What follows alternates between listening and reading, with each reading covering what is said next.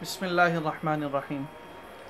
عربی گرامر کے اندر دوسری اہم اور بنیادی جو کتاب ہے وہ علم الصرف ہے، اور دوسرا بنیادی گرامر کے اندر بنیادی اینٹ کہہ لیں، بنیادی پتھر کہہ لیں، بلکہ ایک مثل اور ایک محاورہ اہل عرب کے ہاں بڑا مشہور ہے کہ الصرف ام العلوم والنحو ابوہا، کہ تمام علوم کی اصل اور ماں کی حیثیت رکھنے والی چیز علم الصرف ہے، اور علم النحو باپ کی حیثیت رکھنے والا ہے۔ تو جب تک کہ یہ دونوں چیزیں آپ اچھی طرح نہ سمجھ لیں، ان دونوں میں مہارت نہ پیدا کریں تو اس وقت تک قرآن فہمی اور قرآن سمجھنا، عربی زبان سمجھنا اور اس کے دعوے کرنا یہ بالکل کھوکھلی بات ہوگی۔ ہم نے اپنی اس چینل کے اوپر علم النحو سے متعلق بھی ویڈیو اپلوڈ کی ہوئی ہیں، اور یہ علم الصرف سے متعلق بھی ہمارے پیش نظر وہ ناظرین ہیں، وہ سامعین ہیں کہ جو قرآن کا شوق رکھتے ہیں، قرآن پڑھنا چاہتے ہیں، اور اپنی مصروفیات کی وجہ سے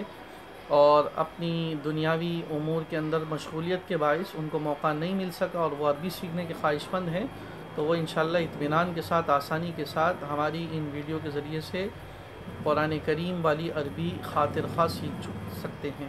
ویسے ان سکھانے کا ایک طریقہ آن لائن آج پوری دنیا کے اندر چل رہا ہے، اور اس آن لائن تعلیم کے ذریعے سے بھی آئینی اسی طرح تعلیم دی جاتی ہے جس طرح آمنے سامنے بیٹھ کر کسی بھی ادارے کے اندر دی جاتی ہے، لیکن بعض لوگوں کے لیے اگر یہ بھی ممکن نہیں ہے تو وہ اگر اس ویڈیو کو اچھی طرح دیکھیں، بغور ملاحظہ کریں، پھر اپنی مشق کریں، تو انشاءاللہ وہ بھی اچھی طرح مہارت پیدا کر لیں گے۔ چلیے سبق شروع کرتے ہیں۔ دیکھیں، ہر علم کی طرح سب سے پہلے آغاز میں جو بہت اہم چیز ہے وہ ہے علم کی تعریف، اس کا موضوع وغیرہ۔ اب علم الصرف کی تعریف کیا ہے؟ کہنے علم الصرف وہ علم ہے جس سے صیغوں کی پہچان حاصل ہوتی ہے۔ صیغے جو ہیں ان کو آپ یوں سمجھ لیجئے کہ جب ہم کوئی گفتگو کرتے ہیں تو بسا اوقات میں اس گفتگو کے اندر اپنی طرف نسبت کرتا ہوں، بسا اوقات سامنے مخاطب کی طرف نسبت کرتا ہوں، بسا اوقات غائب کسی شخص کی طرف نسبت کرتا ہوں۔ یہ نسبتیں جو ہیں وہ صیغ اور صیغوں کی مدد سے ہوتی ہے۔ جیسے میں کہوں میں نے کھایا، اس نے کھایا، وہ کھا رہے ہیں، تو یہ صیغوں کی تبدیلی کے ذریعے سے پتہ چلتا ہے کہ جی اگر میں کسی فعل کے ہونے کا ذکر کر رہا ہوں تو اس فعل کے کرنے والے کون لوگ ہیں۔ اور آپ کو پتہ ہے کہ اگر میں کسی بھی بات کو بتا رہا ہوں تو جب تک مجھے یہ پتہ نہ چلے کہ وہ اصل کرنے والے وہ کون لوگ ہیں، تو جب تک میں اس گفتگو یا اس کلام کا بامعنی فہم حاصل نہیں کر سکتا۔ تو صیغوں کی پہچان اس لیے ضروری ہے کہ آپ اس کے ذریعے سے عربی زبان اور عربی کلام کا بامعنی مفہوم اپنے ذہن کے اندر بٹھاتے ہیں۔ اس لیے علم الصرف کی تعریف یوں کی جاتی ہے کہ علم الصرف وہ علم ہے جس سے صیغوں کی پہچان حاصل ہوتی ہے، اور لفظوں کو گرداننے کا طریقہ۔ گرداننے کا مطلب یہ ہے کہ دیکھیں عربی زبان کے اندر جو فعل افعال استعمال ہوتے ہیں اس میں ماضی کے صیغے استعمال ہوتے ہیں جس کو ہم پاسٹ کہتے ہیں یا زمانہ گزشتہ کہتے ہیں، اور حال کے اور مستقبل کے لیے صیغے استعمال ہوتے ہیں جس کے لیے عربی زبان میں مضارع کا صیغہ استعمال ہوتا ہے۔ انگلش کے اندر ہم اس کا پریزنٹ اور فیوچر کا استعمال کرتے ہیں۔ تو ان صیغوں میں الگ الگ صیغے ہیں، اور ہر صیغے کی جو ہے وہ 14 گردانے ہیں۔ 2 متکلم کے صیغے ہیں، اور 3 حاضر 3 غائب مذکر کے صیغے ہیں، 3 غائب مؤنث کے صیغے ہیں، 3 مخاطب حاضر کے صیغے ہیں، 3 مخاطب حاضرہ کے صیغے ہیں یعنی مؤنثہ کے۔ تو 3 3 3 3 یہ 4 ہو گئے 12، اور 2 متکلم کی یہ 14۔ تو یہ 14 گردانے جو ہیں وہ بنائی جاتی ہیں ہر فعل سے متعلق، اور ہر اس کے زمانے کے اعتبار سے۔ ماضی کی الگ ہوتی ہیں، مضارع کی الگ ہوتی ہیں۔ تو وہ ہم جو سیکھیں گے وہ اسی علم الصرف کے اندر سیکھیں گے، اور ایک صیغے سے دوسرا صیغہ بنانے کا قاعدہ معلوم ہوتا ہے۔ یعنی اگر میں کسی لفظ، مثلا آپ کو میں عربی زبان کا ایک مشہور لفظ ضربہ، کہ اس ایک نے مارا، یہ ایک غائب کے لیے استعمال ہو رہا ہے۔ اگر میں 2 کے لیے اس لفظ کو استعمال کرنا چاہتا ہوں تو علم الصرف مجھے بتلائے گی کہ جی اس کے لیے کیا کیا جائے گا۔ وہ مجھے بتائیں گے جی الف ما قبل مفتوح آپ لگا دیں گے تو وہ ضربہ سے ضربا ہو جائے گا۔ تو ضربہ کے معنی ہوتے ہیں اس ایک مرد نے مارا، اور ضربا کے مطلب ہو جائیں گے ان 2 مردوں نے مارا۔ اگر میں واو ما قبل مضموم لگا دیتا ہوں، ضربو کہتا ہوں، تو اس کا مطلب ہوگا ان سب غائب لوگوں نے مارا۔ تو یہ جو ایک صیغے سے دوسرا صیغہ بنانے کا قاعدہ ہے وہ ہمیں اس سے پتہ چل جائے گا، اور بہت آسان ہے، بہت سمپل ہے، ذرا سی توجہ کی ضرورت ہے۔ تو اس علم کا فائدہ کیا ہے؟ اس علم کا فائدہ یہ ہے کہ الفاظ کو صحیح طور پر پڑھنا آ جاتا ہے۔ چند اصطلاحات ذہن نشین کرنے کی بڑی ضرورت ہے۔ یہ عربی زبان کے اندر یہ ضمہ، فتحہ، تنوین، حرکت، یہ عربی زبان میں جو استعمال ہوتے ہیں۔ ضمہ پیش کے لیے استعمال ہوتا ہے، ہم اردو میں اس کو پیش کہتے ہیں۔ فتحہ، اچھا ضمہ کی جگہ ایک اور لفظ رفع بھی استعمال ہوتا ہے، علم النحو میں آپ اس کا بڑا استعمال سنیں گے، رفع بھی پیش کو ہی کہتے ہیں۔ فتحہ جو ہے وہ زبر کو، اور اسی طرح نصب کا ایک لفظ بھی استعمال ہوتا ہے۔ کسرہ یا ایک اور لفظ جر استعمال ہوتا ہے، زیر کو کہتے ہیں۔ اور تنوین 2 زبر 2 زیر 2 پیش کو کہتے ہیں، ہمارے مشہور ہے بعد و زبر بند وغیرہ۔ حرکت زبر زیر پیش کا نام ہے۔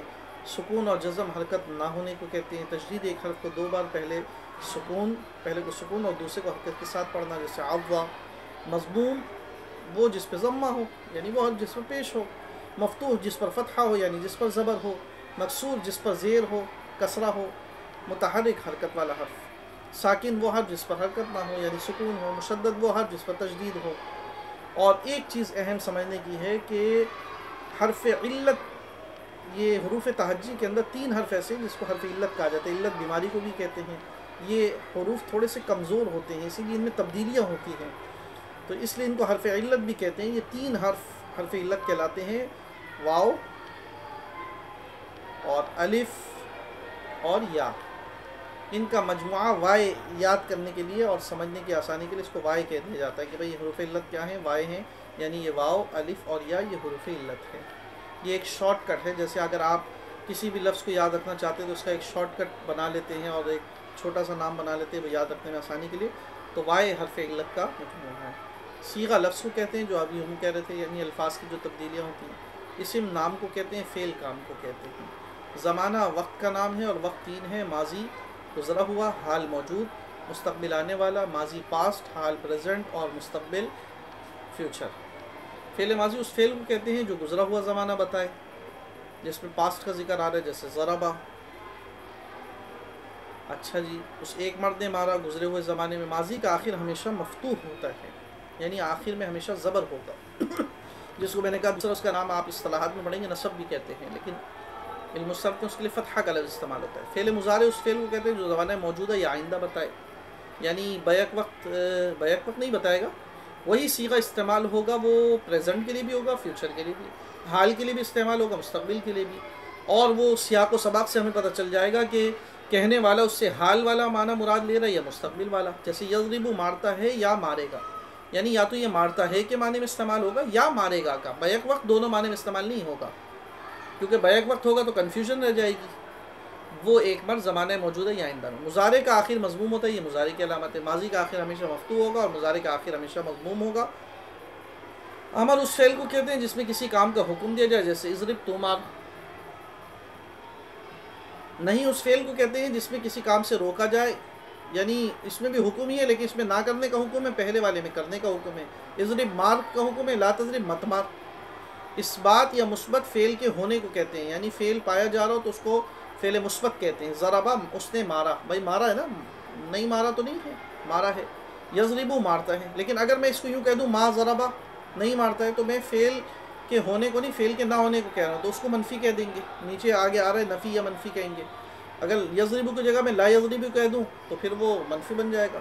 چنانچہ کہہ رہے ہیں نفی منفی فعل کے نہ ہونے کو کہتے ہیں، جیسے ما ضربہ اس نے نہیں مارا، لا یضربو وہ نہیں مارتا ہے۔ فاعل کام کرنے والے کو کہا جاتا ہے، مفعول جس پر کام کیا جائے، جس کو مارا جائے، جیسے ضرب زید عمرا، مارا زید نے عمر کو۔ مارنے والا کون ہے جی؟ زید ہے۔ اور کس کو مارا ہے؟ عمر، یعنی ضرب واقع کس پر ہوئی؟ عمر کو، تو عمر مفعول اور زید فاعل، کیونکہ ہم نے کہا کہ کام کرنے والا فاعل ہے اور کام جس پر واقع ہو مفعول۔ چنانچہ کہنا مارا زید نے عمر کو، اس میں ضرب فعل ہے، زید فاعل، عمرا مفعول ہے۔ یہ چند ابتدائی اصطلاحات ہیں، اور میں آپ سے گزارش کروں گا کہ آگے بڑھنے سے پہلے آپ لوگ پہلے اس اصطلاحات کو اچھی طرح ذہن میں بٹھائیے، کیونکہ آگے ساری گفتگو ان اصطلاحات کی روشنی میں ہوگی۔ جب تک یہ اصطلاحات پختہ نہیں ہوں گی تو اس وقت تک آپ کے لیے مزید پریشانی کا باعث ہوگا۔ تو آپ ان اصطلاحات کو اچھی طرح دیکھیے اور اچھی طرح ان کو یاد کیجیے، اچھی طرح ان کو ذہن میں بٹھائیے، اور مزید آگے پھر اگلی ویڈیو کے اندر آپ انشاءاللہ اور علم الصرف کے متعلق جانیں گے۔ کوئی بھی سوال ہو، کوئی بھی بات ہو تو آپ کمنٹس کر سکتے ہیں ہمارے یوٹیوب چینل کے اوپر، اور بالمشافہ رابطے کے لیے بھی وہاں سے رابطہ نمبر حاصل کر سکتے ہیں۔ آگے انشاءاللہ اگلی ویڈیو کے ساتھ پھر ملیں گے۔ السلام علیکم ورحمۃ اللہ وبرکاتہ۔